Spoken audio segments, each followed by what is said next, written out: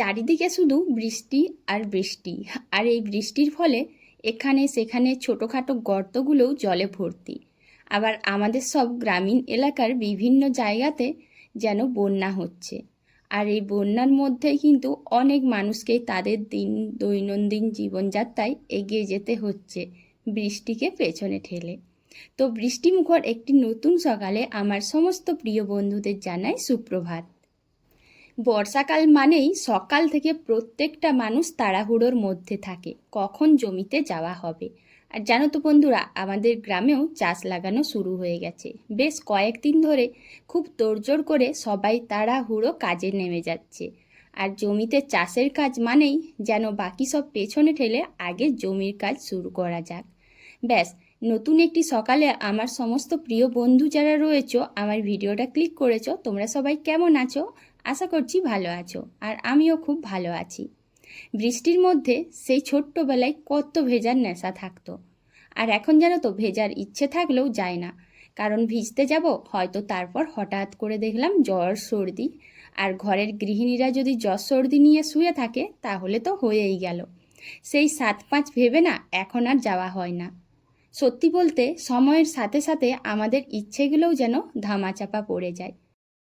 সেই ছোট্টবেলা থেকে বড় পর্যন্ত আমরা কত কিছু করে থাকি, যেগুলো এখন বর্তমানে স্মৃতি হয়ে রয়ে যায়। হ্যাঁ, সেই সব ছোটোখাটো জিনিসগুলো এখন ছোট ছোট বাচ্চাদের মধ্যে দেখতে পাই, যেগুলো আমরা শৈশবে ফেলে এসেছি। তো প্রিয় বন্ধুরা, তোমাদেরও কি শৈশবের কিছু কিছু সুন্দর মুহূর্ত মনে পড়ে? আর বিশেষ করে বর্ষাকালের জলে ভেজাটা বা পুকুরে স্নান করা, সাঁতার কাটা। এখন কিন্তু অনেক বাচ্চাই এগুলো জানে না।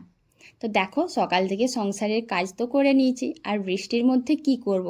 বৃষ্টির দিনগুলো মানেই যেন মনে হয় কাজের পাল্লাটা একটু কম। তো তার মধ্যেই দেখো, কালকে একটু লুচি করেছিলাম, আর সেই চা লুচি নিয়ে আমি বসে পড়েছি। সংসারের কাজকর্মের ফাঁকে একটু চা লুচি খেয়ে নিচ্ছি। এই লুচিগুলো কিন্তু কালকের। তবে এতগুলো সংসারের কাজ করার ফাঁকে ভাবিনি যে খুব সহজেই এতগুলো টাকা রোজগার করতে পারবো। তাই কাজের ফাঁকে ছুটলাম সেই টাকা রোজগারের জন্য, আর সহজেই কিছু ফল বিক্রি করে অনেকগুলো টাকা রোজগার করে নিলাম। বাড়িতে তো সমস্ত কাজকর্ম করি, তার মধ্যে যদি একটু সুযোগ পাই যে টাকা রোজগার করতে পারবো খুব সহজ পদ্ধতিতে, তাহলে আমরা সেগুলো কখনোই হাতছাড়া করি না। তো দেখো, তার জন্য দৌড়ে চলে এসেছি বাগানে। আর বাগানে জানো তো এত পেয়ারা কি বলবো। আর সেই পেয়ারা তুলতেই একটা ঝুড়ি নিয়ে চলে এসেছি।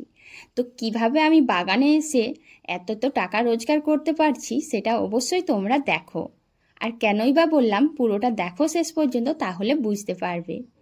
হ্যাঁ, তোমরা এখন ভাববে যে বাগানে পেয়ারা তুলছি, পেয়ারার সাথে আবার কি টাকার সং, কিন্তু আছে বন্ধুরা, ধৈর্য ধরে সবাই দেখো। আর তোমাদেরকে বলি, যারা আমার ভিডিওটা এতক্ষণ পর্যন্ত দেখলে একটা লাইক দিও, আর সাথে কিন্তু একটা কমেন্ট করো, কারণ একটা লাইক আর কমেন্টেই ছোট্ট একটা গ্রাম থেকে আমি সহজ সাধারণভাবে একটা ভিডিও করার উৎসাহ পাই। আর আমার মনে হয় তোমরা অবশ্যই আমার পাশে থাকবে। তো দেখো, কাজকর্ম করছিলাম, আর তারপর হঠাৎ করে একজন বলল অনেক পেয়ারা নেব। আর তাই ভাবলাম যে আমাদের গাছে যখন এত পেয়ারা আছে, তাহলে একটু কষ্ট করে পেয়ারাগুলো তুলেই দিই।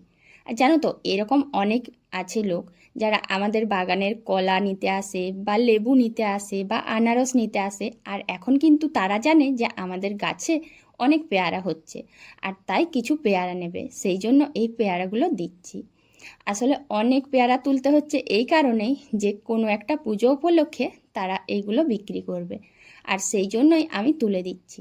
দেখো, সংসারের তো কাজকর্ম সবসময় করাই হয়, কিন্তু হাতের সামনে এত বড় একটা সুযোগ পেয়ে কে হাতছাড়া করে। আর তাই বাগানে এই হালকা বৃষ্টির মধ্যেই দৌড়ে এসেছি পেয়ারা তুলতে। জানো তো বন্ধুরা, এই পেয়ারাগুলো এমনি পেয়ারা না, মানে দেশি না, এগুলো হচ্ছে বারুইপুরের গাছ। আর এই পেয়ারার একটাই জিনিস আমার খারাপ লাগে, যখন পাকে পুরো গাছের পেয়ারা ব্যাস কদিনের মধ্যেই পেকে পেকে শেষ হয়ে যায়। আর গাছগুলো অনেকটা বড় হওয়ায় আমার একটু সমস্যা হচ্ছিল। তবুও ডালগুলো টেনে টেনে সব পেয়ারা পাড়ছি। একটা পেয়ারা পাড়তে গেলে দেখা যায় যে আবার 5টা পেয়ারা পড়ে যাচ্ছে, কারণ সেগুলো অনেক পেকে গেছে।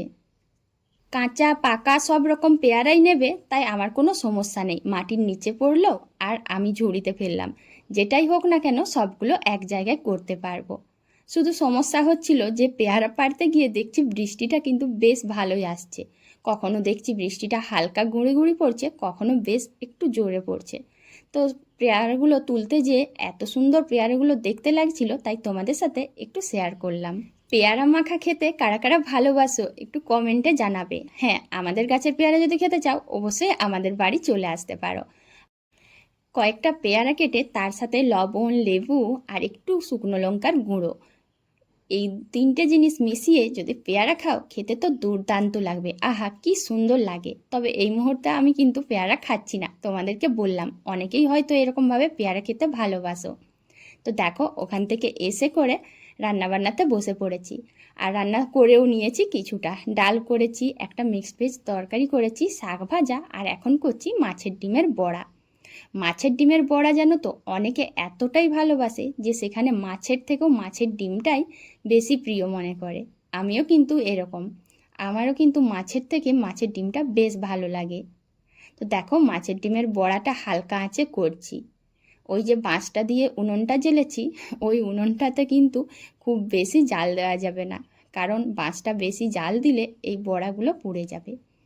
আর হ্যাঁ বন্ধুরা, তোমাদেরকে বলি কড়াটা আবার বলবে না যে অনেকটা পুড়ে গিয়েছে। এর কারণ হচ্ছে যখন আমরা উনুনে রান্না করি কড়া অনেকটাই পুড়ে, আর তার সাথে অনেকগুলো রান্নাও করেছি, সেই জন্য একটু ধারগুলো পুড়ে পুড়ে গেছে। সময়ের মধ্যে রান্নাবান্নাটাও ঠিক হয়ে গেল। আর এত সব কাজের ফাঁকে আমি পেয়ারা গাছ থেকে একটু কষ্ট করে পেয়ারাগুলো বৃষ্টির মধ্যে তুলে এনে বিক্রি করতে পারলাম বলে বেশ অনেকগুলো টাকাই পেলাম। তো প্রিয় বন্ধুরা, আজকের ব্লগটা তোমাদের কেমন লাগলো অবশ্যই জানাবে। এখন দুপুরবেলায় ছেলেকেও খেতে দিয়ে দিই, সবাই খেয়ে নিই। তোমরা সবাই কিন্তু ভালো থাকবে, সুস্থ থাকবে, টাটা।